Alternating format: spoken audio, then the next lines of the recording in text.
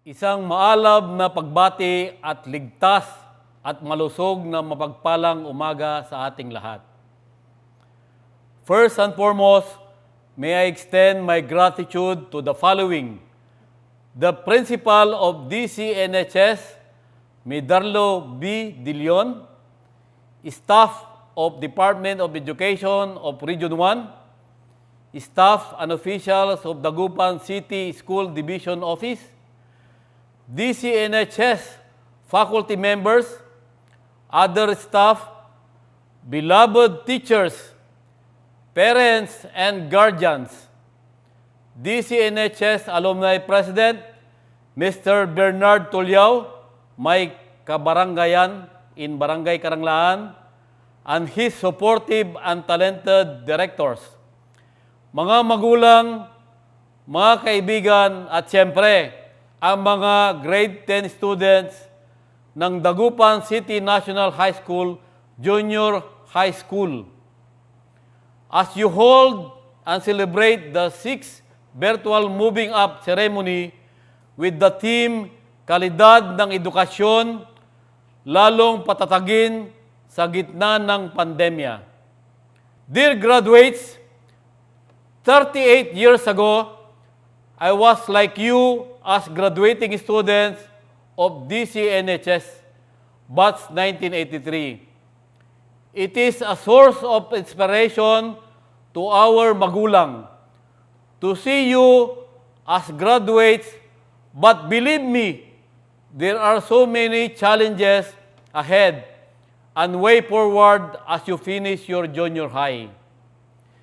Years of hard work, completing your modules, your tasks and assignments are indeed laudable achievements. Your patience is something that amazes every parent, considering that we are still in the state of pandemic. We are grateful because you are already exposed to gadgets and technologies that adapt to this situation. Hindi na ito nakapagtataka kung bakit ang ating mga kabataan ay mabilis na nag-adjust sa sitwasyon sa dahilang ang Pilipinas ayon sa isang survey na inilabas nitong January 2021 na ang ating country is a social number 1 pagdating sa paggamit ng internet.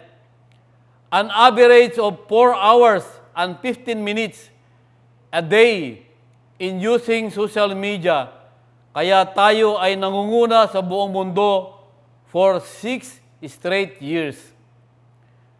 Maraming mga magagandang implikasyon ito, lalo na sa ating kabataan. Mayroon ding namang mga ilang negatibo na dapat din natin pagtuunan. Education becomes more challenging when we are practicing a new approach. What makes the difference is the behavior developed by our students and the teacher as well. Another challenges are cellular phone signals, the gadget itself, connectivity, and the focus of the students. How can we forget the famous TikToks or TikTokers at mga social media influencers na namamayagpag bilang mga vloggers? Ito ang ilang laman na siyang nakakaapekto sa level of learning, especially when students need an undivided attention to fully understand the lessons of the teachers. Nagpapasalamat ako, magpasalamat tayo, dahil buti na lang ang ating mga guro ay sanay na rin na mag-adapt sa ating sitwasyon.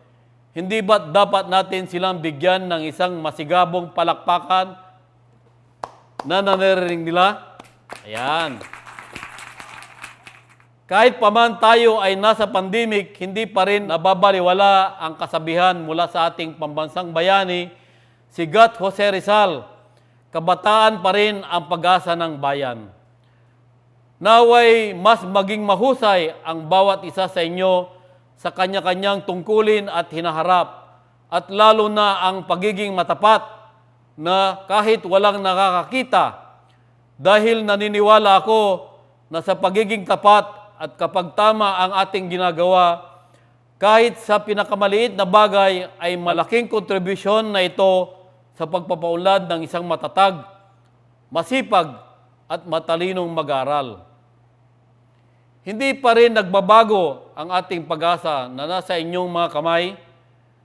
Nagkapandemya man, mas lalo kaming umaasa na kayo ang siyang magiging instrumento ng mas maigting na solusyon sa ating hinaharap na problema ngayon. Dear graduates, let me leave and share to you a management tool. The tool is called SAPA-DAPA, which stands for Situational Analysis for SA, Problem Analysis for PA, Decision Analysis for DA, and Potential Problem Analysis for PA. A quick guide to make clear, sound judgment in times of uncertainties. Uncertainty is fast becoming a norm. The COVID-19 pandemic is a clear evidence that anything can happen, like lockdowns, social distancing, virtual meetings, virtual classes, and virtual graduations. These are words so alien to us during pre-COVID. Who would have thought that security guards would be taking our temperatures? While the coronavirus has disrupted our daily lives and pushed many into poverty and hunger, it also taught us many lessons. That is to value health, kalusugan, life, buhay, relationships, and jobs, hanap buhay. It also taught us to embrace uncertainty and to keep evolving because these are indeed uncertain times. There is no fail-proof formula in dealing with uncertainty. However, we can make ourselves ready by building our capabilities.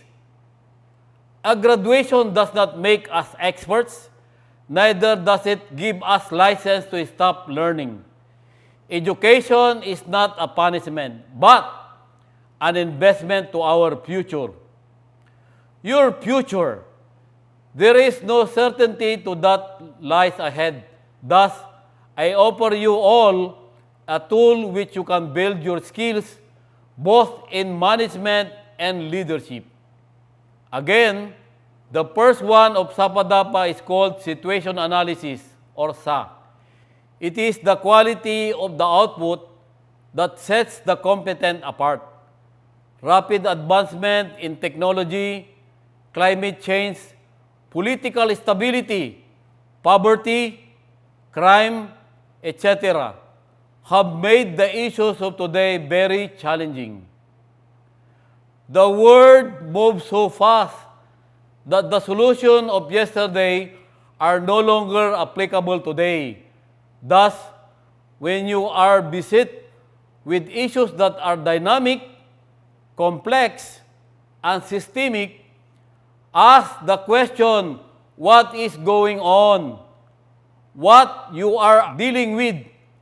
What is the environment like? When analyzing a situation, context is always necessary.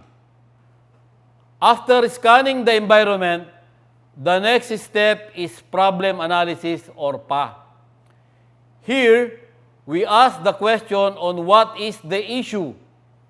Often, people fail because they are too quick to get to a solution, realizing only later that the problem was not there to solve or that there was no problem at all. Fixing something that does not need to be fixed only create more damages. In analyzing the problem, one must use a specific lens or take a perspective and understand your role in the issue. Articulate the problem so that you can get to a solution. What we have done in the first two steps of this SAPA-DAPA management tool is to gather and analyze information which is essential to the third step. And the third step is decisional analysis, which asks the question on what need to be done. Decision must be informed and supported with facts.